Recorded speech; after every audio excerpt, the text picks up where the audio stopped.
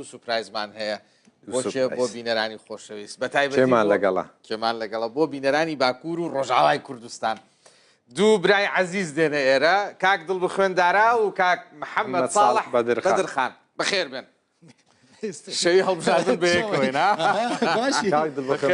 بەخێر بێن فەرمون گەلێکی وەستە بوون من لەوە تەماشا دەکرد لە نیوسروم بووم تەماشەوانین هێژا من دیت کو چقاس بیستون و محمد و تیما میادن گلکی واسطه بود. جسری وسیله زوبه دناو روماله دن. اف چند روز روداو هر رومال دکه بیگمان اول بجارتن جبو دسپیک جبو کردی ما کردی کورسانی گلکی گرینگن جبو ترکیه گرینگن جبو ولاتین جیران جی گرینگن یعنی جبو ما جبو روز اوی کورسانی و جبو باشندنی کورسانی جی جبو وجی گرینگن اول بجارتن یعنی جبو باشوری کورسانی انجام در نکتنه خەریکە کە تەماشەوانین ما هەر دەمێ بشانسن چما بشانسنش بەرکو ئەنجامین دەستپێکێ وێ ئەکرانی ڕووداوێدا ببینن یعنی گاو بگاو دقە بدقە چ تشتین و چێ ببە ئەدی هونێ ببینن پێم وابی کۆتایی مانجی چوار هەڵبژاردنە لە ڕۆژاوە لە بنخەتێ لەسەر خەتێش ئەمڕۆ هەڵبژاردن لە هەلبژارتنا الجەمە هەلبژارتنی شارەداریان الجەمە لە ڕۆژ ئەوەیە کوردستانی ڕۆژە سێهێ مەها پێنجان هەلبژارتن چێ دبن من نها بەریە وەرن ستودیۆ مژە بێستونە گۆم بگۆ بێستون ڕۆژەوەی کوردستانی یانجی ناوچەیەن دەبن کۆنترۆلە کورداندا نفوسەوان 5 ملیۆن کەسن حساب بکەن خۆڕا ینی یعنی نەهندەکە ئێمە حوتین لە باشوور تەنیا لە هەرێمی کوردستان کەوانە حساب نەکردووە ئەم بەحسە باکووری کوردستانی نەکەش بەرکو گەلێکی زیاد ڕاستە و لە باکووری کوردستانەوە کاک محەممەد ساڵح بەدرخان لە دەسکی باکوور لە ڕوودا لە ژووری هەواڵەوە تو بخێراتی گەلێک سپاس ماڵاوە بە گەلێک سپاس محەممەد زەدین بێستون بۆمان باسکە محەممەد چ سوپرایزێک چاوەڕێیەکە ئەم شەو سوپرایزا مەزن ئەوە یەندەن ڕەفاه ji bo bigiştî hilbijartinên Tirkiye em dikarin navê bêjin ew be surprizek û ji bo İYİ Partiye em dikarin bêjin bigiştî ji bo siyaseta Tirkiye İYİ Partiye ew ê binkeve û ihtimaleke mezin li Bakurê Kurdistanê û Tirkiye ji bo partiyên ku rêjeya dengê wan kêm dibe dibêjin Tabela Partîsî ihtimaleke mezin ew ê İYİ Partî be kîjan partî wê dengê wan kêm bî İYİ Partî ew ê dengê gelekî kêm bibe û yeniden refah dengê li İstanbul dengekî zêdetîne li Rihayê ئەگەری هەیە ڕوحا بەرێ بۆ خۆی زەحمەتە بەس ئەو میتینگەی کە لە ڕوحا کردیان لە مێژووی نازانم هیچ حیزبێکا لە ڕوحا میتینگی ئەوە گەورە نەکراوە بەلێ ڕاستە چونکە بەربژێرەوان gelekî بقوەتە û کوڕە یەک ji سەرکردەیەن تەبگەرا شێخ سەعید بوو کوڕێ پاسم لە ڕوحا بەلێ گورپنارlı kesekî gelek jê tê hezkirin belê çar xulan şewrmendê Recep Tayyip Erdoğan bû û di heman demê de parlamenterê AK Partiye bû kesekî gelekî hezkirî bû û êsta legal ana ligel refah yeniden refah heye û berbijêr refah heye doxî seadet û deva û gelecek çۆنە لەم هەڵبژاردنە باشووریش بزانن gelecek کامەیە ینی پارتی ئەحمەد داودۆغڵو ئەوەی کە لەناو ئاک پارتی جیا بووە بەڵێ ئەوان دە هەلبژارتن 2023 de çardê Gulanê de hatin ceribandin lê mixabin degekî zêde bikar naanîn cemawereke wan ya zêde tuneye sedama wê jî ku çima cemawera wan tuneye ئەوان خۆیەکلایی نەکردن خصوصی ئەحمەد داوودۆغڵو بخوا دەبێژە ئەگەر ئەردۆغان گازیمە بکە ji بۆ گوهارتنا دەستورێ ji بۆ گوهارتنا یاسایان ئەمێ پشتەوانیە لەگەل بکەن هەر دixwaze ئەو dengên li gel ê AK Partiyê ji xwe re bîne ku berbijêrek yan jî dengdarek ku AK Partî hebe çima dengê xwe bide Ahmed Davutoğlu ev jî cê pirsyarê tiştekî din min xwest bizanim mesela deverên Kurdî mentiqeyên Kurdî tu şaredariyên ku ji dest Kurdan derkevin biçin aliyên din hene gelek ew heye îro medî hevkarên me te jî anî ziman hevkarên me li meydanên bajara bûn romalên gelek baş kirin tîmek me beriya bi 10 rojan çûye li Bakurê Kurdistanê tîmek me li Stenbolê destê wan xweş be ji naz li vê dirê spasiyan hemiyan dikim destê wan xweş be li Şirnexê ihtimal heye AK Partî bibe li Sêrtê لە 2019 AK Partî belê Sêrt ئەگەری هەیە سرت ئەگەری هەیە هۆکاری ئەو گۆڕینی ڕێژەی دەنگە لە نێوان لایەنی کوردی و ئاک پارتی لە شڕنەخ چییە ینی چونکە لە هەڵپێ تا 2019 لە دەست هەدەپەی بوو بەێ ڕاستە دەستی هەدە پێدە بوو دە هەلبژاتنا 2019 دا ئاق پارتیە gelek serbaz polis û fermanberên dewletê karmendên dewletê li bajarê Şirnexê û li navçeyên wê tomarkirin biya wayî ew şerevaniya wê bi dest xwe xist niha em me dît ev egera li agiriyê jî heye ihtimaleke mezin agiriyê jî wê bibin çünkü gelek nerazîbûn derketin îro hevalê me anî ser şaşeyan Rûdawê jî ew ihtimaleke heye ku AK Parti carekin agiriyê jî bibin şaredarî berê jî destê destwan da destwan da tiştekî din mesela xelk li Bakurê Kurdistanê yan jî Tirkiye li metropolên mezinên Tirkiye li ser çi esasî deng didin partiyan Kurdan ez bêjim mesela Kurdên ku li Bakurin wê li ser çi bingehê deng bidin partiya dep yani çi meseleyên siyasî ne meseleyên xizmetguzarî ne yan jî prensîbin hinek bajar hene weke klasîk yên Kurdan in heta ji bo Diyarbekir wek numune yani Kurd li ser çi prensîban deng didin partiyan Belê ev meseleyeke esasî ye ev 10 sale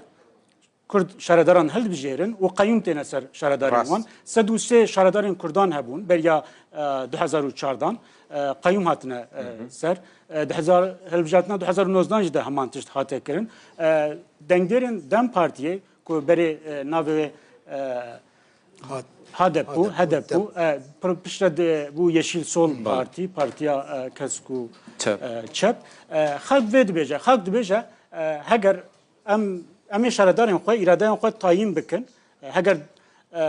dewlet Wezareta Navxwe Wezareta Adê çi dike qeyûma jî tayin dike ji destê me jî derdixe şaredarên me ku desteser jî bike em dê piştevaniya wan bikin em dê îradeya xwe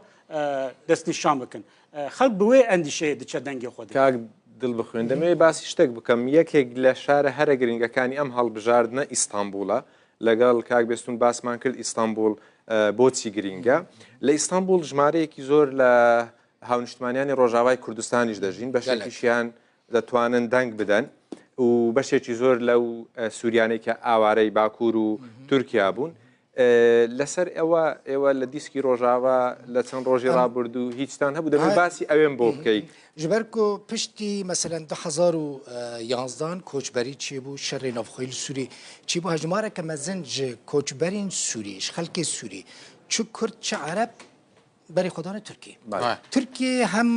ji bo mayînê çûne Tirkiye hem jî Tirkiye weke welatekî tranzît bi kar anîn meselen diçûn Tirkiye ji Tirkiye diçûne Bulgarya yan diçûne Yunanê ji wan welatan jî derbasî welatekî dinê Ewropa dibûn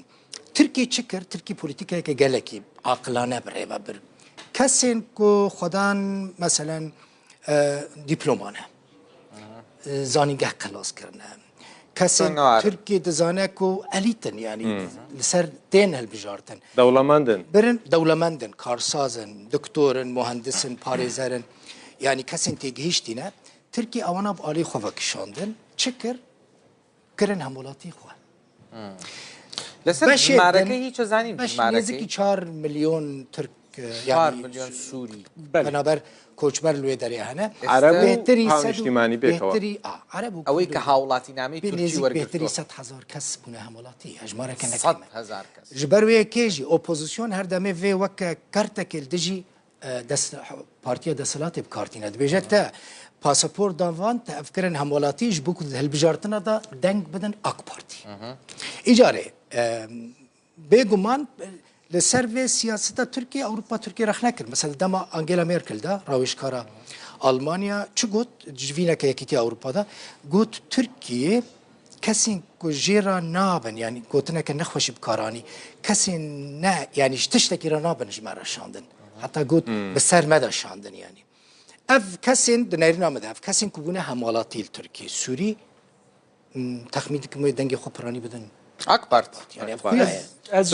تخمينا من يعني أزجي اللي قال جل بخوينا أو 100,000 کە بیرت نەچێتتر لە 100,000 بله چەندێکی لە دیلۆکە چەندێکی لە ڕووهایە چەندێکی لە ئیستانبوڵە بله ئامارێکە پشتڕاستگیری دەسێمەدە تونەیە لێ جسەدی سی سيوان لديلوكينا وجسدي چلي ولا روحاينا وين باجر دين باكوري كردستان شي قالك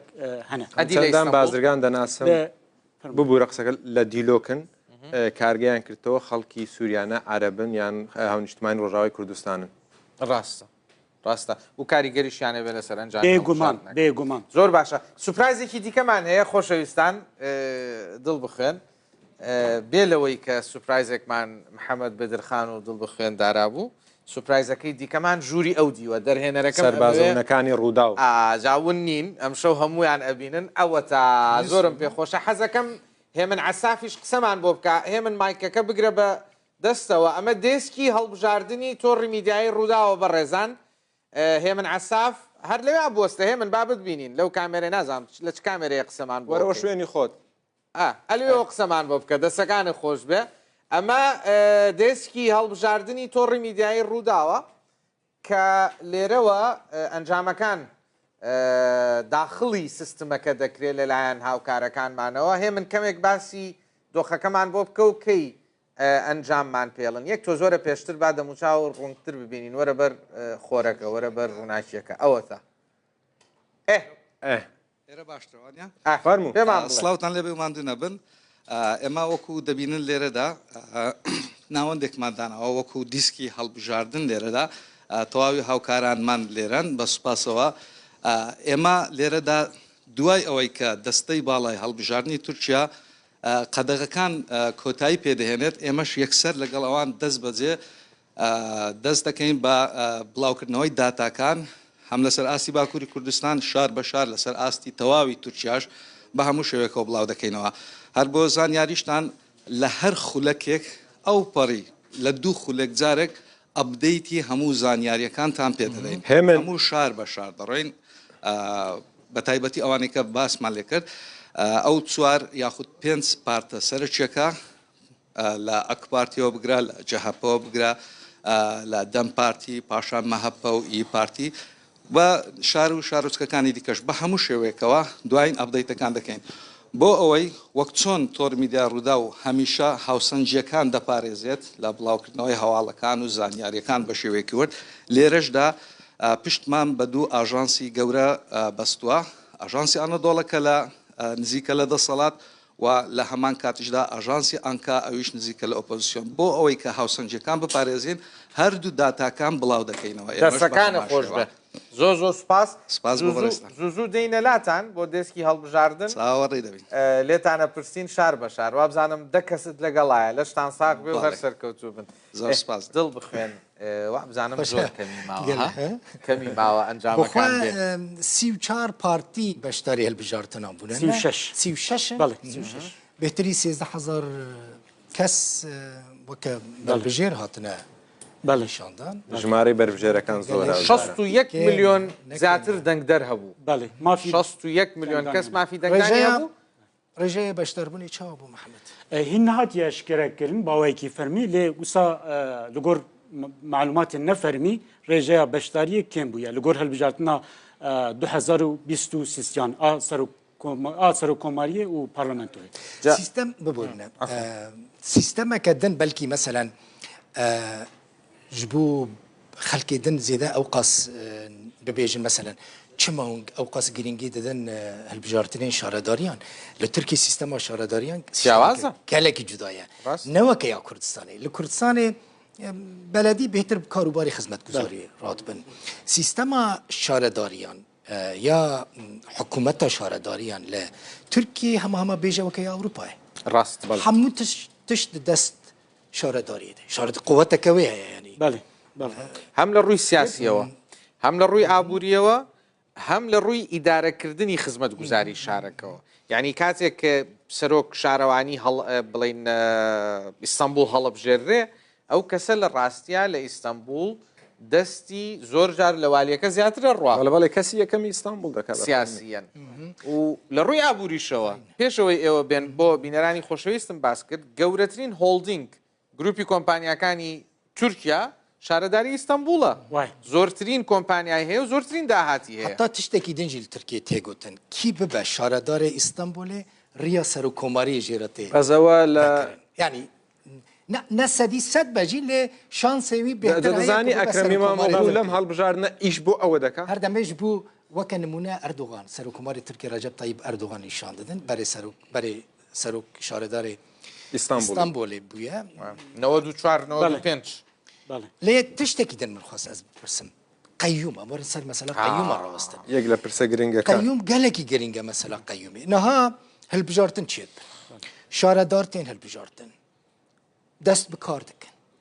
مترسیا قیومان جاره کدن قیوم ورن سروان شارداریان هیا یا نه اوه پرسکه گلکی جدیه اوه همو نها و ده روژه در روژه و خلکی باکوری کردستان و ترکیه ده هگر لگور که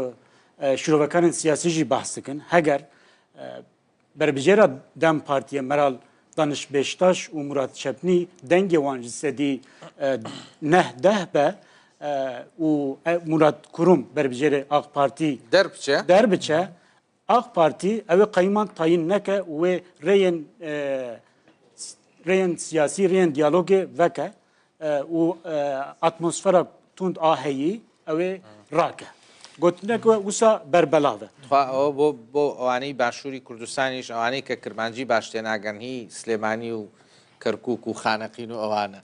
خۆشەویستان حساباتێکی هەڵبژاردن کراوە لە ئیستەنبوڵە ئەگەر بە بۆنەی کوردەوە بە بۆنەی دەنگدەری کوردەوە بربژێرەکەی ئەردۆغان بیباتەوە ئەی بربژێرەی کورد نەچێت دەنگ نایە بە ئەکرەمی مامۆغڵوو بچێت دەنگبا بە بربژێرەکەی خۆی هی دەم و مراد چەپنی هی پارتی دەم پارتە کوردیەکە و بە بۆنەی ئەوەوە کاندیدەکەی ئاک پارتی بیباتەوە ئەوە ئەگەری هەیە دەرگایەک بکرێتەوە بۆ جارێکی دیکە دروستبوونی دانوستاندن لە نێوان ئاک پارتی و لە نێوان دەم و لەو ڕێگەیەوە با بڵێن قەندیل و ئێمراڵی و پەکەکە هەر لەسەر ئەوەش دووشتی دیکەش قسەکەبیر نەچێت و بە بۆنەی ئەوەوە چیدی هەڵ نەکوتنە سەر سەرۆک شارەوانیەکانی باکووری کوردستان و قەیوم نەچێتە سەر قەیوم نزانم قەیوم دە دەستورە تورکیدا هەیە قەیوم دەستورە تورکیەدا تونەیە لێ چاوە هەگەر بربژێر هات هەڵبژارتن li derbarî wî de dozek were vekirin û doza wî bi encam bibe wê demê Wezareta Navxwe biryarê dikare bistîne li cihê wî heger serokê şaredariya mezin be dikare walî li cihê wî tayin bike parêzgar weke numuneya ji bo xelkê me li başûrê Kurdistanê tê bikin weke numuneya Kerkûkê باشە ئەو سەرۆک شارەوانی کوردیانەیەکەوە قەیومیان لەسەر کرا ئەو سەرۆک شارەوانیانەی قەیومیان لەسەر کرا لە 2019 خۆڕازیە نەماعقولە کەمیسی بە قەستێک زۆر قۆزاوڕۆ وەکو هەم ڕۆژانی ڕابردوو ئەو سەرۆک شارەوانیانەی قەیومیان لەسەر کرا لە 2019 ئەو دۆزەیان لەسەر کراوە بە شێوەیەکی فەرمی هەموو ڕێکارە یاساییەکانی بەسەردا سەپێنرا بەڵێ ڕاستە doz hatine vekirin derbarê wan şaredaran de xusûsî mesela bo seroka şaredariya Amedê em bêjin Gultan Qişanak ew hîncî di dadgehê de ye tohmeteke wê nehat eşkere kirin ew dozên ku têne vekirin 5 sal 6 sal berdewam dikin doza Mehmet Kaya serokê şaravaniya Ergeniyê bi encam bû ku di doza wî de derket holê ku çi tohmetek li ser wî nîne serî lê Wezareta Navxwe da ku careke din vegere ser karê xwe lê Wezareta Navxwe dîsa ew venegeran ser erka wî عزیزان دڵ بخوێن وەرە لەگەڵم بایەک تۆز باسی هەتای بکەین هەتای زۆر گرنگە و ئەچینەوە لای فوعات هەتای سەر سینۆرê Sûriye xwe Hatayê Lîwa İskenderon cêra dibêjin heta niha vê jî bêjin bêstin biborîne heta niha di nexşeya fermî ya Sûriyê de Hatayê beşekî ji axa Sûriye Sûriye nav lê dike Lîwa İskenderon Lîwa İskenderon dibêje Lîwa İskenderon mesela nexşeya beşek ji axa Sûriyê bi encama referandumekê de ku Sûriye ihtilafê pê nake bûye beşek 1930 bûye beşek ji خاکی تورکیا علوینە پرانیا و زۆربیان عربن بە عربی داخفن مالدا هەتاینە بەێ ئەنتاکیا هەتای لیوا ئەسکەندەر ئەو بۆچی باسیەکەین لەبەر بوومە لەرزەکە دڵ بخێن ji ber erdhêja ku li Hatayê çêbû di meha Şibatê de bû ne ez ne şaş بەێ شەشێ سباتێ şeşê Şibatê bû تأثير وی ارتجاع لعفرین جی کر لجندریس جی هم بیجن نیوی باجار جندریس دوی ارتجاع 6 شباط دا 2024 نه 23 ویران بود. جا زور غریبه لحتای بربجێری بڵین ئەوەی کە ئێستا سەرۆک شارەوانیە جەهەپەیە و ئاک پارتی چاوی لەوەیە لێیان بستێنێتەوە بڵێ جەهەپە وەکو پێویست خزمەتی نەکردن لەو کاتەیە کە هەژەکە هەبوو و ئاک پارتی لەوێ محەممەد ئۆن تورک بربژێریان کردو بۆ ئەوەی کە لە کێ بێتەوە لە بربژێرەکەی پارتی گەلی کۆماری بێتەوە لوتف و سەڤاش بێگومان ئەوەی کە جێگەی سەرنجە بوترێ ئەوەیە کە لە هەڵبژارنەکەی ساڵی ڕابردووە هەڵبژاردننی پەرلەمان و سەرۆک کۆماری تورکیا هەتای دەنگی بە ئەردۆغان و بە ئاک پارتی و بە مەهەپەدا وەکو بڵێ ئەو خزمەت گوزاریانەی کە پێیان نەگەشت لە کاتی عەردهەژەکەیە خەتای جەهەپە بوو بێ نەک خەتای بۆ نمونە حکوومەت بوو بێ ئێستش ئەیانەوێت پۆتانسیالە جەهەپێنە بله پۆتانسیال شارەداری دەستێ جاپێدەیە دەستێ جاپێدەیە وەکە پۆتانسیال هەتای ئەنتاکیا ماڵی جەهەپێ و ئێستا ئاک پارتی چاوی لەوەیە لە دەستیان بسەنێتەوە پارتیا کارکەرێن تورکیە گوڵهان زان گلهان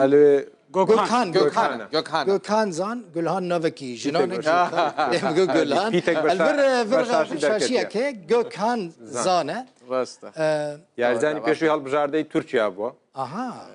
یاریزانی گەڵاتەسەرای بووە طبعاً گۆکانزان یەکێکە لەو بەربژێرانێکەوە پارتی کرێکارانی تورکیا دەیەوێت لەوێن ڕکابەری پێ بکاتن ئەگەری دەرچوونی گرانە بەڵام کاریگەری لەسەر بەڵانسی دەنجی نێوان ئاک پارتی و پارتی گەلی کۆماری دروست دەکات لەوێندەر یاریزانی پێشووی هەڵبژاردەی تورکیایە یاریزانی هەڵبژاردەیانێگە لە سەرای بوو حیزبەکەی ناوی چییە؟ کامە ئیشتی پارتیسی سەرۆکەکەیان ئەرکان باش ئەرکان باش دەگەڕێنەوە لای کاک فواد دەگەڕێمەوە لای تۆ زۆر باشە بۆ ئەوەی بولتەنی ڕۆژهەڵاتمان پێشکەش بکەیت گەلێک سپاس بۆ هاوکارانە محەممەد بێسون و دڵبە خوێندارە